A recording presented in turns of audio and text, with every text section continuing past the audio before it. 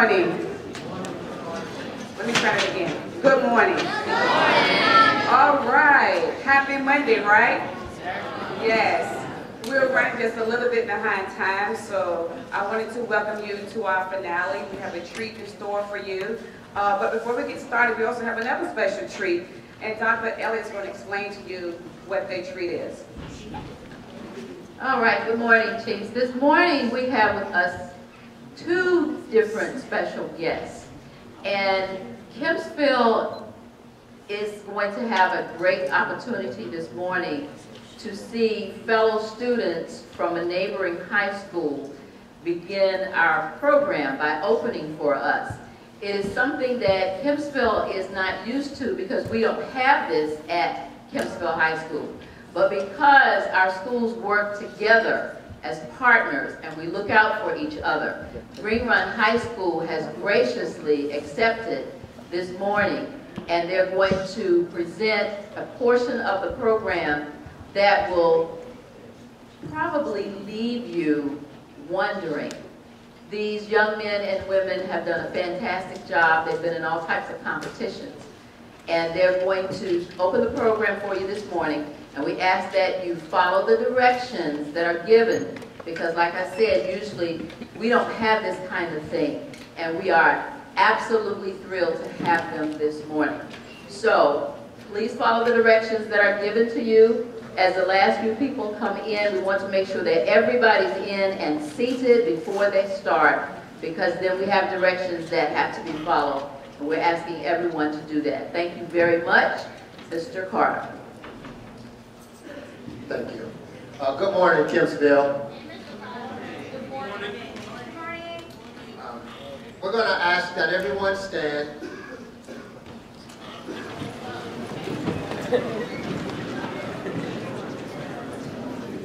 Can I please have your attention? I will present to you Green Run High School Color Guard. Color Guard! Up and put! Outward! Arch!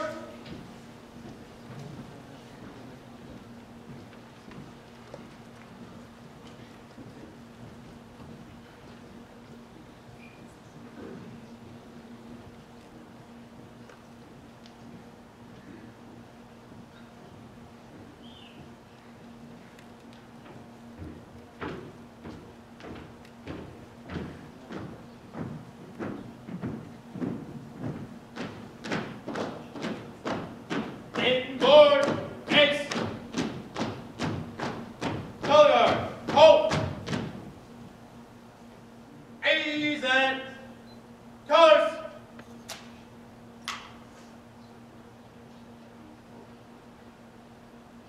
We will now say the Pledge of Allegiance. Please repeat after me. Pledge allegiance to the flag of the United States of America, to the republic for which it stands, one nation, under God, indivisible, with liberty and justice for all. A red. Colors. And in. Cut. Outboard. Ace. Outward. Arch. Color guard. Hold. Post.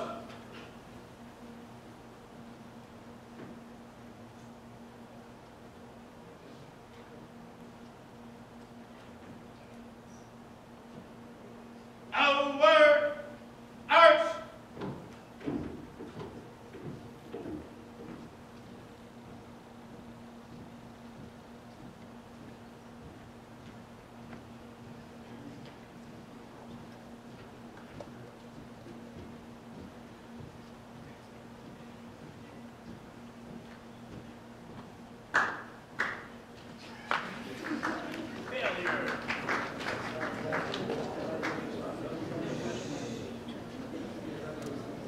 Thank you so much, Green Run High School.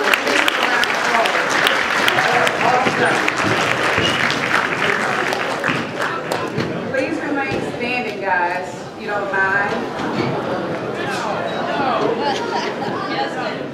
We will now have Mr. Frederick Myers come to the stage to sing the Black National.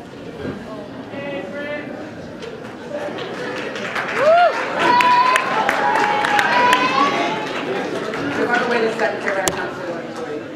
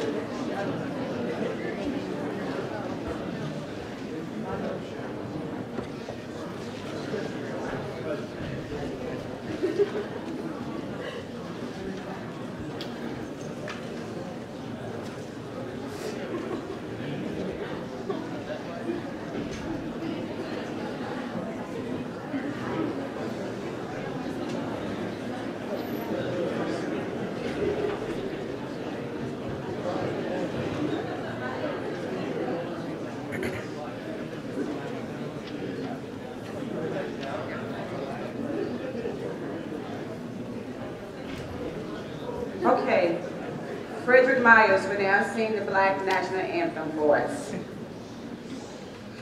Lift every voice and sing, till earth and heaven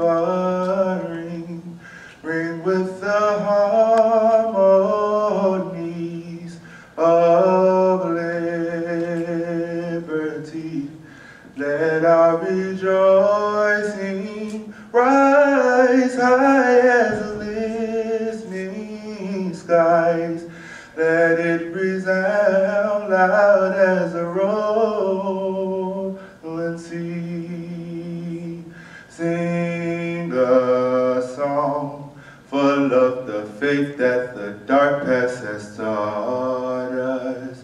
Sing a song full of the hope that the present has brought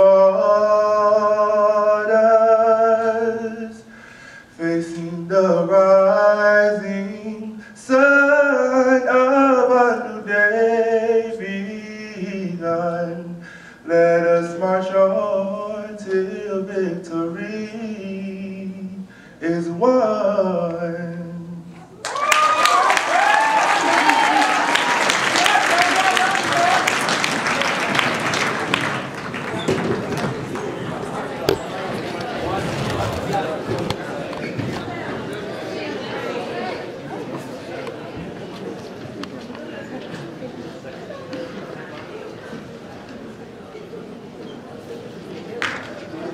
Alright, good morning, Kempsville. My name is Sterling Smith, your Kempsville FBLA President. I'm Fred Myers, Kempsville FBLA Vice President. This month has been monumental, as we have sponsored several educational, enriching, and entertaining assemblies for the purpose to share the rich culture and history of African Americans. African Americans who have paved the way for all people to strive for greatness. This morning, we have a history maker who traveled here from Chicago, Illinois to share his history with us. The history maker is a former Buffalo soldier, an author, and a jury maker who was born March 27, 1933 in Chicago, Illinois. He attended the elementary school at Doolittle, Douglas, and Phillips Elementary School. When his family moved to Michigan, he asked his mother on his 17th birthday for her consent to drop out of Buchanan High School and join the U.S. Army.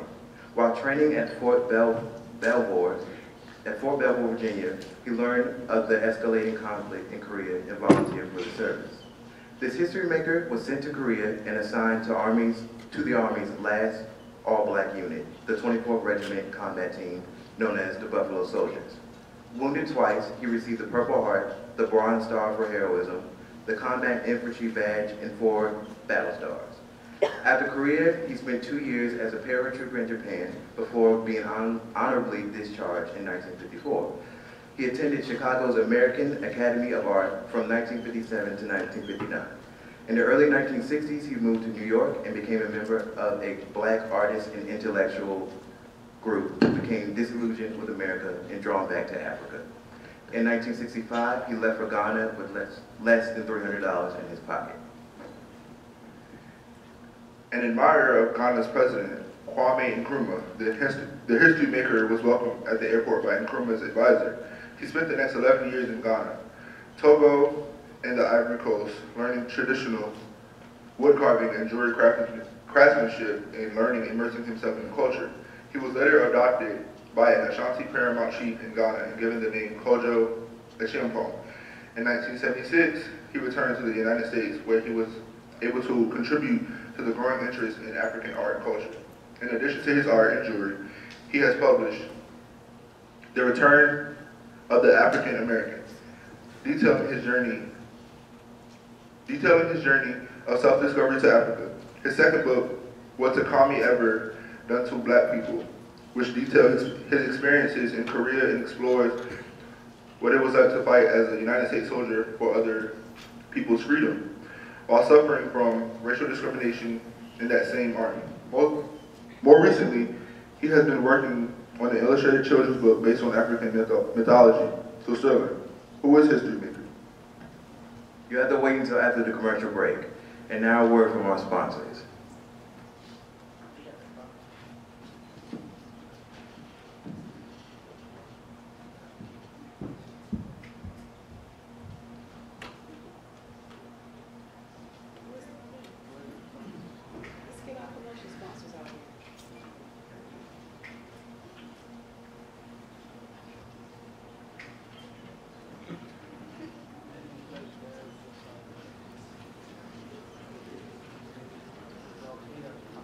Are they coming?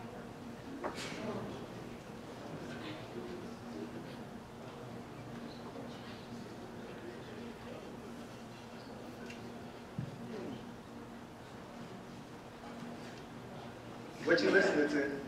Buffalo Soldier. Oh, you act like I never seen that. Are you serious? Bob Marley? Oh yeah, that's right. He wrote that to pay tribute to the Buffalo Soldiers, right? Yeah, he wrote it in the 1980s, and it's about the battle for survival and other volunteers as people. Oh, okay. Born to America, fighting in the river.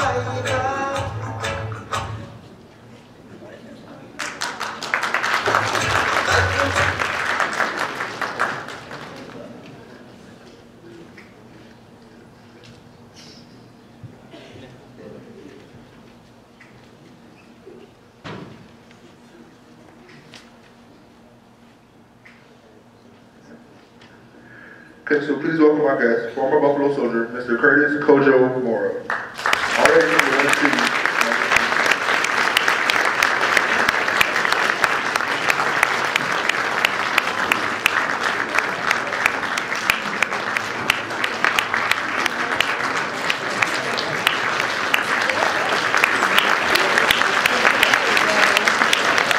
Good morning. We present to you Mr.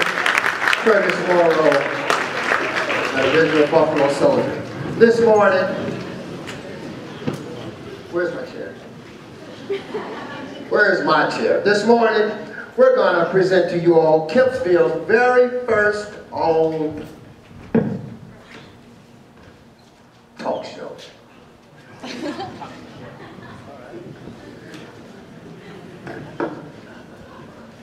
And in the famous words of Ms. Witt, could you spit on this side, Mr. Morrow, so the studio audience can see you, sir? You're still taking my chair, but that's okay. No, don't mind. Yes, sir, yes, sir. And there you go, Mr. Morrow. Wendy Williams would say, I say, what's up? I'm the originator of that. Y'all think it's a scary movie. Mr. Morrow. Yes, sir. Thank you so much, sir, for coming and sharing your experience as a Buffalo Soldier with us this morning. We are so excited in having you here on our very first talk show. You traveled from, you're currently living where? I'm currently living in Chicago. That's my hometown. I was born and raised there. Okay, Yeah. awesome, awesome. We're going to get right into the questions due to the lack of time. So my first question that I have for you today, sir, is, despite the discrimination prevalence in the military life in the late 1800s, African Americans enlisted by the thousands. Why did you decide to enlist instead of finishing high school? Yeah, my reason was probably, I don't know, probably similar to a lot of you guys. Really, they're adventures. I wanted to travel, see the world. I wanted to be a soldier. I wanted to be a hero. I wanted to be able to return to Chicago or to the States with a chest full of medals, you know, and all the young women, you know, all over me and everything. I would have been a hero. That's what I thought, you know. My only knowledge of war was what we saw in the movies. Right. So that was one of the inspirations that got me to join in the first place. And the military was okay. It was great. He enjoyed it. It was an opportunity. Of course, you get more opportunities now, but until I got there, and then I was face to face with the reality of war, and it was nothing like you could even imagine. You know, there's no way that you can even imagine it. It was like a nightmare. And I was served for 9 months on the front line as an infantryman. And every day we fought. It was the U.S. Army's last conventional war, which was, you know, a conventional war is when it's like a trench war, like some of the movies you saw. You take rounds and the enemy would counterattack and they would take it round and everybody's got guns. Okay. You know, that was, I could, you know, it's so, it's deep, but anyway. I see you have, your answer was pretty lengthy. I don't want you to take my job, I just got it. I understand you fought in the Korean War. What was that experience like for you? The experience, like I said before, it was really like a nightmare. You have to be you have to really get yourself into, like an attitude, you know, like a do and die attitude, whereas you feel like, you know, like, I want to go out like a man, like a soldier, because, you know, you get to the point where you know that any minute, any second could be a last second. So, so you actually, you know, I think, I don't know if I got your question. I guess historically, we know that the Korean War, if I'm not mistaken, was between the South and North Korea. Yeah. So, you being a Buffalo Soldier, could I say that you were, your regiment or your infantry or your group was support of the U.S. troops? Yeah, well, should I go? Yeah, well, the United States went in, you know, that was during the time of the Cold War, and to prevent the communists from gaining more ground in the Pacific and also in Europe. So when the North Korea decided to, their mission was to unite their country, you know. To take over the South Korea? Yeah, to take over to unite their country. Right. And so we were saying, it was not only the Americans, it was also, there was the United Nations that took part in that war. So in the beginning, the 24th Infantry Regiment actually was about the second unit to arrive in Korea. Okay. And the 24th Infantry Regiment, as you know, was the last all-black regiment. The regiment in which you served, yeah, was the 24th Regiment. Yeah, the 24th Infantry Regiment. Yeah. And I don't know if this is the correct word, that regiment, or was disbanded when? September the 1st of 1951. Awesome. Yeah, and I was with him for, you know. So you went in at age 17? Yes. And you served how many years?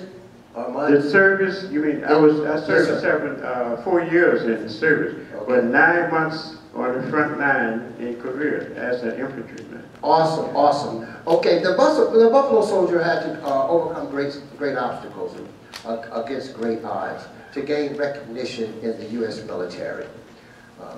Would you agree? Oh yeah, I would agree. Yeah, when I arrived there, most of the officers, the majority of the officers was white. We had two black platoon leaders. I don't know if you're familiar. Is that a photograph of you, Mr. Morrow? Yes, that's me at the age 17? At age 17, and I'm proud about the ages. You don't understand. You didn't go right ahead, sir. You have the age. That's me at the age of 17, and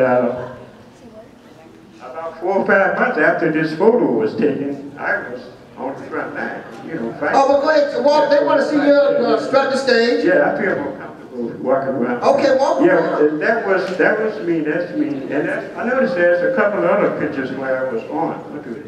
And I don't know if you get to them or not.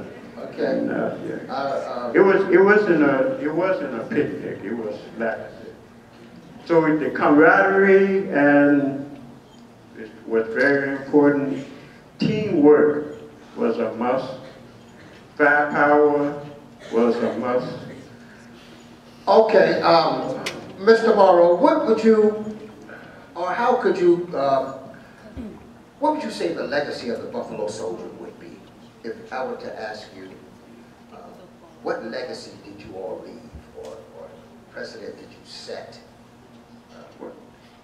as a Buffalo Soldier? Yeah. Well, it was quite a bit. First of all, I wasn't familiar with Buffalo Soldiers when I arrived there. I found something to find. I found myself in a all-black regiment, so I never heard of Buffalo Soldier. Exactly, because when I hear the word Buffalo Soldier, first thing come to mind is a cowboy. Yeah, and by that time there was no more cavalry soldiers. The military had disbanded the cavalry horse soldier and converted into infantry. I don't know if I can get time to go into sort of a detail, but you know, the Buffalo Soldier was originated in 1868, if I'm correct. And what happened was after the Civil War, they took all the black soldiers and put them in one unit because that was a segregated army. So actually, so that was how we originated. And the 24th Infantry Regiment served during the Second World War in the Pacific, and they gained quite a few honors there too, as infantrymen. And like in the European theater, it was the 92nd Division. That was the division. And they also, but you know, like they didn't write their own history, so it's probably not known to many of us here, or many of you here. You know, but it's an interesting subject. I imagine that some of you here probably have grandparents that was in this service. I would suggest like trying to pump them, you know, try to get some knowledge about their experience. They're not going to volunteer till they come out and talk to you. It took me 33 years before I talked about my personal experience. It's something that you don't want to tell your babies or your children. So you're saying 33 years after you served, because of the conditions in which you served, or the hardships, or just what you experienced at such a young age, watching death and destruction all around you, that you withheld that for 33 years? Right. I held it to myself. So it was 33 years later, after the war, after I was discharged, that I began to write. One of my nieces suggested I write a book. So I wrote the book. And that took about 3 years. It was really very therapeutic to me. Right, you know, just to let it out. And, you know, you can't say too much, at least you don't say too much there. Okay, Mr. Morrow, I'm sure that there are many students who are considering joining the military when they graduate from high school. What advice would you give them and taking a career in military? Yeah. Well, the first thing I would suggest is to finish high school, if possible, finish college.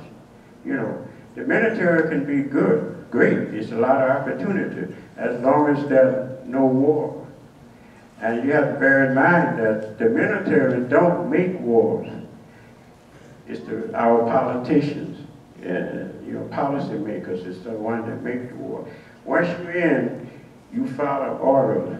It becomes more than fighting for your country, which we all do automatically, but you are really fighting for your life. That's the bottom line there. Yeah. So, yeah, I would suggest that finish it, you know, if you decide to go.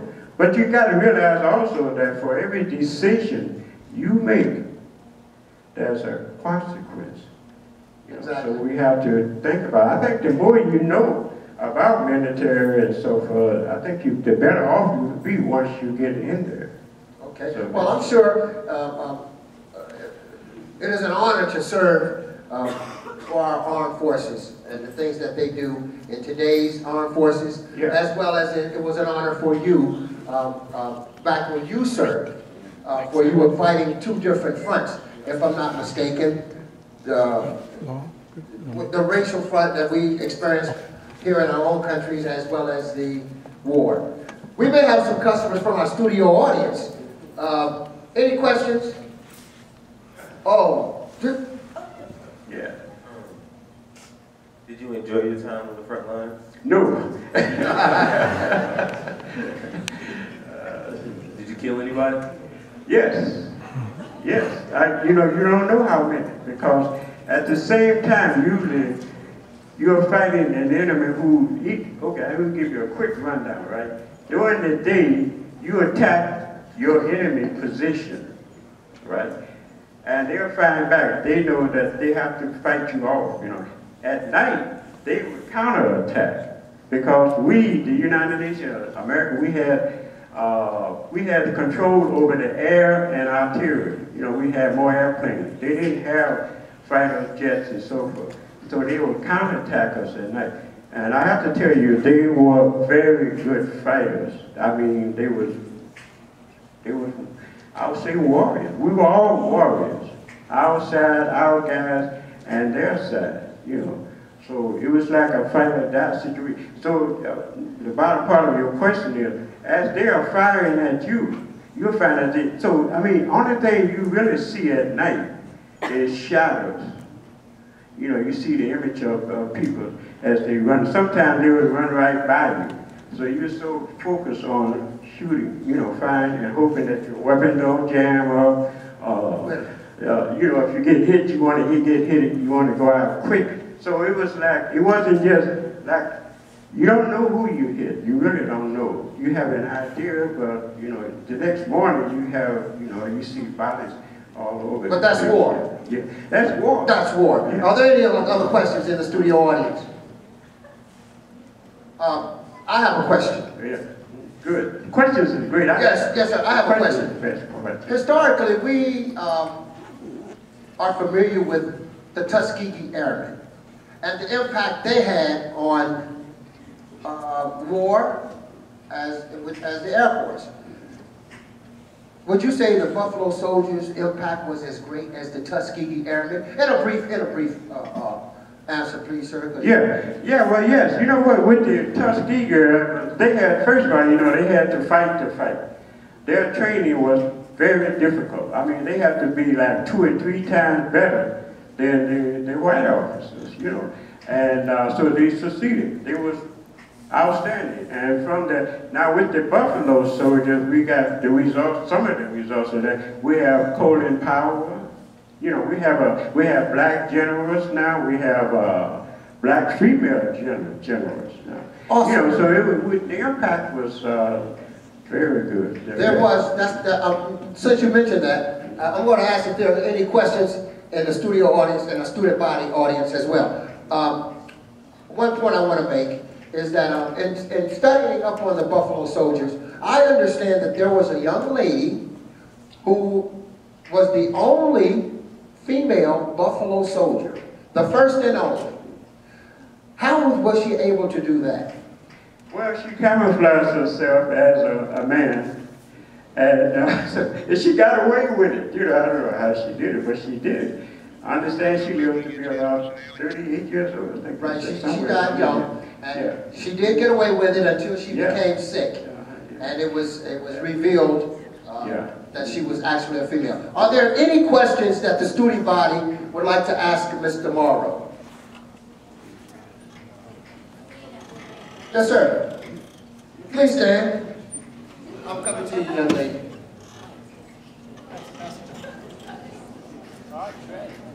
Do you regret anything you did? I didn't understand your question. Do you regret anything you did? Okay.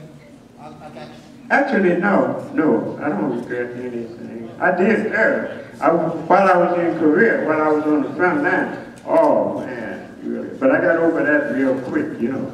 I wish I wasn't there.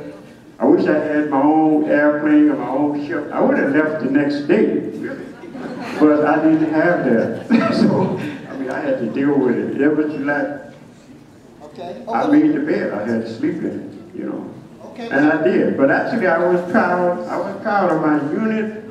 I'm still proud of my unit. Okay, I got another question, sir. Good. Go ahead, young lady. First of all, I want to thank you so much for what you have done for our country. Thank you. Before you mentioned that you had a book, what is that book called? The book title of the book is What's the Comedy Ever Done to Black People? It's like the abbreviation for comedy, you know, is communist. Actually, I didn't really come by that title. The title was selected from a dialogue that took place within the book, whereas two draftees was discussing the reason why they were there. Everyone wishing you were somewhere else. We're going to see if we can pull that up on the screen for the student body to see. I have another question, Mr. Morrow. Please stand. Please stand. Did you suffer any severe injuries? I can't even hear. Yeah, we talking. Did you suffer any severe injuries? Not really. Not no bones broken or anything. My injury was strapped in a piece about a couple of maybe 1/8 of an inch above my left eye. What got me off the front line was concussion. And was the concussion because you fell? No, the concussion was because of a bomb. I don't know what it was. I mean, I woke up 4 days later in the hospital. Wow. I don't think they were giving out Purple Hearts for concussion. They wasn't at that time. Right. But concussion killed more people than actual fire. You know? Okay. We have another question. Speak loudly. I was wondering how old you were. How old are you? Is that cool? I'm 79 now. I'm 79. And awesome. Yeah. In a couple of months I'll be 80 and I still run. Okay. I ride bicycles and I eat a healthy diet. You know, I'm a vegetarian except fish and so forth. You know, and I'm into computers and I mean, you can check me out. Just put my name in, Curtis. We have some more questions. I was just on that side. This gentleman here, could you all please pass? Stand up, sir.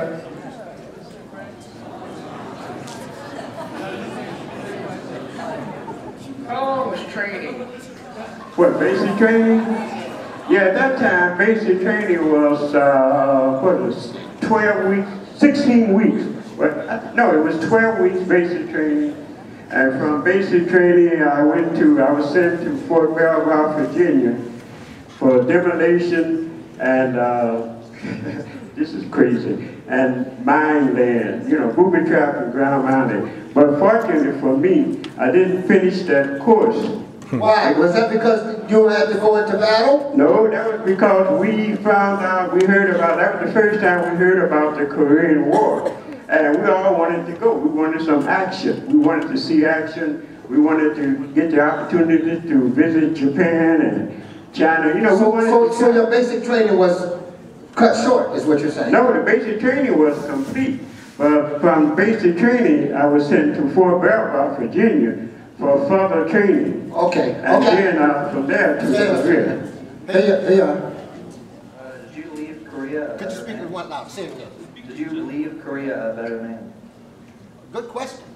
Did you leave Korea a better man? Oh yeah, you age. I mean, sure. I entered there as you could say a kid, and I left a man. I mean, you just mature because you know, I've known guys that hair turned gray in a matter of months. It's like yeah, sure. I left there, better man. Okay, we have another question.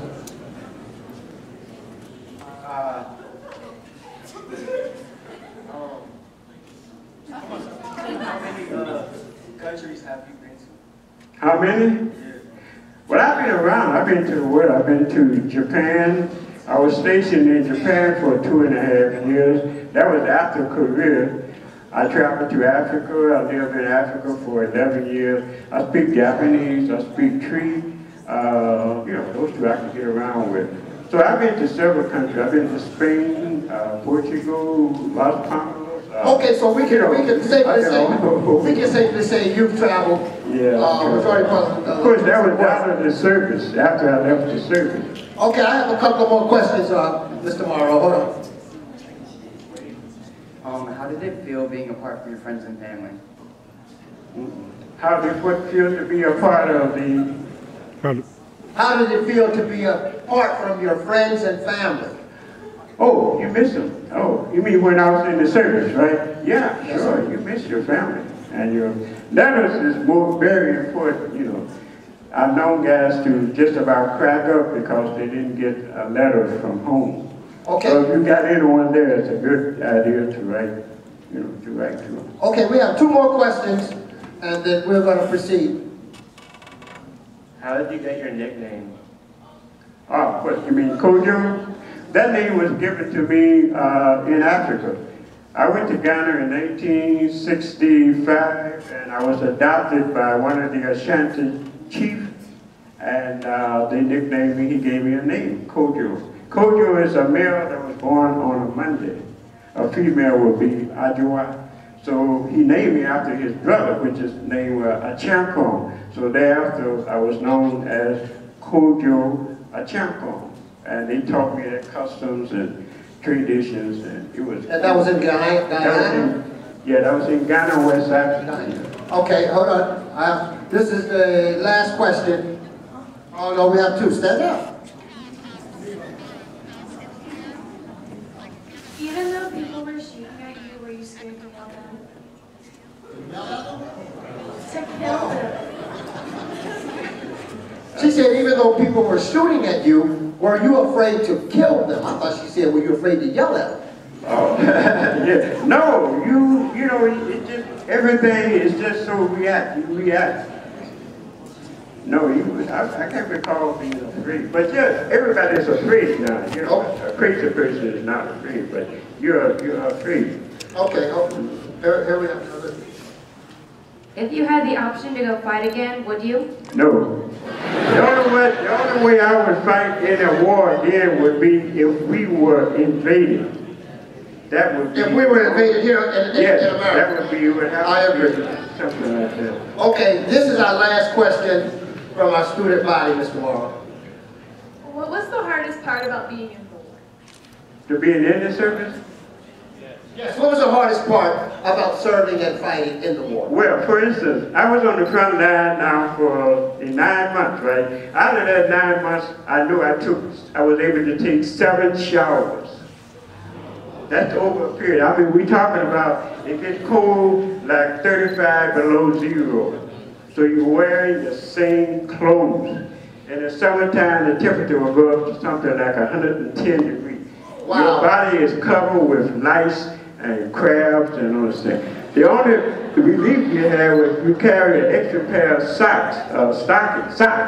Then you would wash out at every opportunity your socks, and you take the wet pad, you put them inside next to your body so they would. So you said you were only allowed to take 7 showers? Yeah, that's the only time. You don't have time. And what time frame? What time frame are you talking? We talk about maybe once a month. They try to get you off at least once a month. So you would take a shower once a month? Yeah. Okay. You know, I'm hoping you change that custom now. It could go 3 months with some people, yeah. Okay, I got a gentleman who wants to ask a question. Do you have an Instagram? Can I repeat this question? I don't think you do. He was asking if you had Instagram. I don't even know. No, that's above me. No, Instagram is because they want to follow your story. And they can oh, wait, I have websites if that's, well, they want to talk to you immediately. Okay, I'm here all day. Yeah. Okay, are there any questions, are there any questions from the faculty and staff before I, what should I say?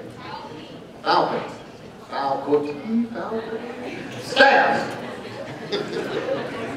Good morning. Yeah, good morning. I'm interested in knowing if you still stay in contact with any of your comrades. Yes. In fact, we have a 24th Infantry Regiment Association, and this will be our 26th reunion. We usually meet at different places around the country, and so next year we're going to meet in Grand Rapids, Michigan. This year we're meeting in Grand Rapids, Michigan. And we sort of have our past experience, but I'm the youngest one, and I'm like, 79 years old, so they go like between the ages of 79 to about 84, 85. But most of the combat guys was killed in action over there. Okay, go ahead. You mentioned that you left America because you were disillusioned, and so you went to Africa for a number of years. What brought you back? To the States? To the States. Actually, my mother passed really in 1975. She just went to bed, she didn't wake up, so she died in her sleep. And I've always promised her that if I got ill or someone in the family got ill, I would return.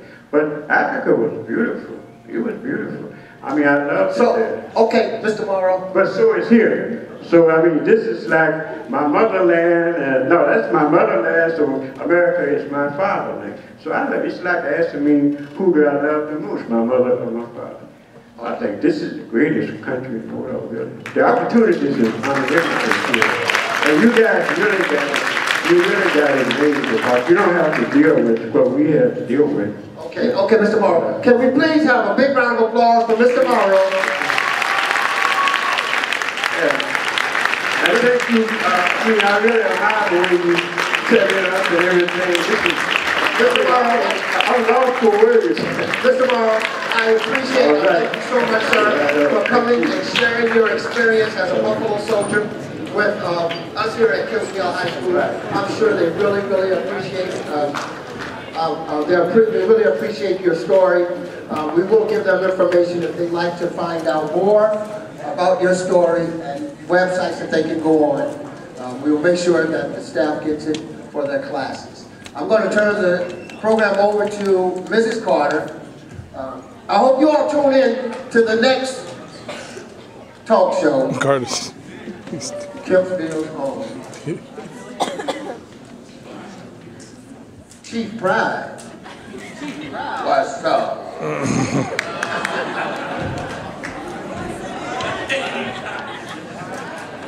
Did you guys enjoy the show?